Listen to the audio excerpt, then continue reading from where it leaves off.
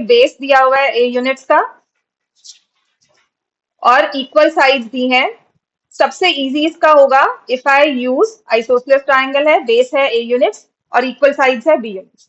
सबसे इजी इसका फॉर्मूला होगा half into base into height, है ना। बेस तो हमारे पास है A. Now will say what about height? Height तो परपेंडिकुलर ड्रॉ कर सकते हो, है ना। My figure is not as per scale, मैंने परपेंडिकुलर ड्रॉ कर दिया।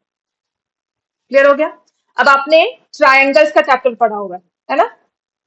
ट्रायंगल्स के चैप्टर में मैंने अगर ये ऐसे इक्विलेटरल ट्रायंगल ड्रॉ किया, AD is the perpendicular, can I say BD is equal to CD? Congruency से प्रूव कर सकते हो ना सब आइसोसेलेस ट्रायंगल में कि जो इक्वल साइड्स के कॉमन वर्टेक्स से परपेंडिकुलर ड्रॉ होता है वो बेस को दो पार्ट्स में डिवाइड करता है, वो मीडियन भी होता है ना। ये तो हमने पढ़ा है। तो आपकी जो बीडी साइड है वो कितनी हो जाएगी? ए upon two.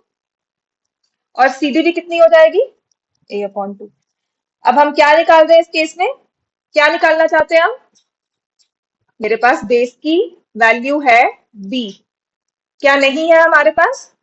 Height. So if I need to find height in this particular triangle, तो मुझे क्या लगाना चाहिए फॉर्मूला? Pythagoras theorem. ठीक है ना। तो मेरे पास पाइथागोरस थ्योरम आएगा B square minus A by two का whole square is equal to X square. ये एच ले लिया मैंने। My figure is not as per scale, मैंने परपेंडिकुलर को ठीक से ड्रॉ नहीं किया। समझ में आ गई बात? ये सिर्फ इतना शो करने के लिए कि बीडी इक्वल टू सीडी है, my figure is not as per scale, कि जो मैं शो करना, जो मैं एक्चुअल बता रही हूँ वो शो नहीं हो रहा है। ठीक है। तो अगर मैं इसको परपेंडिकुलर ड्रॉ करूंगी वो मिड पॉइंट नहीं बनेगा, और अगर मैं मिड पॉइंट ड्रॉ करूंगी तो परपेंडिकुलर नहीं बनेगा। ठीक है ना। ट्रायंगल हमने आइसोसेलेस नहीं बनाया ये। अब आप निकाल सकते हो एच की वैल्यू क्या आ गई? B square minus A square by four का अंडर रूट। ठीक है। बहुत इजी वे से हो जाता है। अब ये मैंने हाइट की जगह इस चीज को सब्स्टिट्यूट कर दिया, B square minus A square by four. कैसे निकालेंगे इसको? मैं सिर्फ इसमें एलसीएम ले सकती हूँ, तो ये मेरे पास बन जाएगा four B square minus A square by four. ठीक हो गया इतना? कहाँ? कैसे कटेंगे? क्यों कटेंगे? कैसे स्क्वायर कटता है? अगर मैं two square minus three square under root में लिखूंगी, तुम कह रहे हो उसको कट कर दो, हम कह ये टू माइनस थ्री है। बताओ, हो सकता है ऐसा?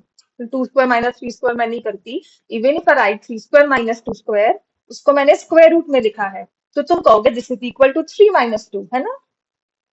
अब बताइए ठीक है? जो चीज नंबर्स के लिए सही नहीं है ना, वो फॉर्मूला नहीं है हमारा। ठीक है। तो ये सबसे बड़ी चीज जो हमने नंबर सिस्टम में भी सीखी थी कि यहाँ से ये स्क्वायर से बाहर नहीं आ सकता। आइडेंटिटी है ठीक है, लेकिन स्क्वायर रूट नहीं हट सकता। इस पूरे एक्सप्रेशन में स्क्वायर रूट से बाहर कौन सा नंबर आ सकता है? फोर। और कहाँ आएगा वो? डिनोमिनेटर में। कैसे बनकर आएगा ये फोर बाहर? किस तरह से आएगा? One by two cos. ठीक है ना। तो मैं इसको लिखूंगी वन बाय टू, ये मल्टीप्लाई हो रहा है वन बाय टू से बी, और स्क्वायर रूट में मेरे पास है four B square minus A square. तो ये area of the isosceles triangle जो बनता है वो है one by four B square root of four B square minus A square. Please इसको मत लिखना फोर बी को माइनस टू बी माइनस ए बाहर लिख दो, वो नहीं होता, वहां पे होल स्क्वायर चाहिए होता है हमें। समझ में आ गया? इसको स्क्वायर रूट से बाहर निकाल नहीं सकते। अगर ये फोर बी माइनस ए का होल स्क्वायर होता तब ये स्क्वायर रूट से बाहर आता। अगर ये फोर बी प्लस ए का होल स्क्वायर होता तब स्क्वायर रूट से बाहर आता। ये अलग अलग स्क्वायर्स करके सब्ट्रैक्ट कर रहे हैं, तो ये परफेक्ट स्क्वायर नहीं है हमारा।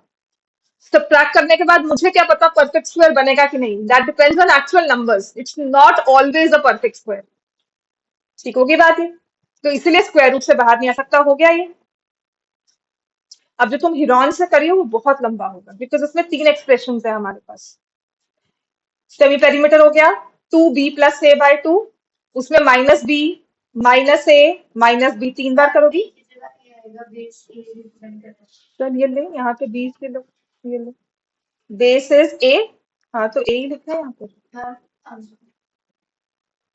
ओके, ये फोर ए है, यहाँ पे बेस ए हो गया।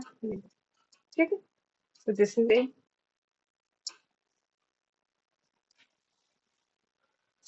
समझ में आ गई? ठीक है।